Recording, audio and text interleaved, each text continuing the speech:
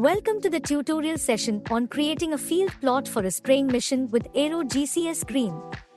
To get started, click on the home icon on the dashboard located in the upper left corner of your screen. Select the plus icon to add a new project. Once clicked on the plus icon, a location map will appear.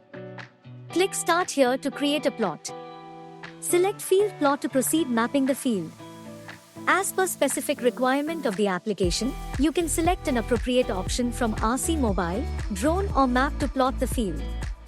Once you have selected the appropriate option, proceed by adding points to the plot using the Add Point option.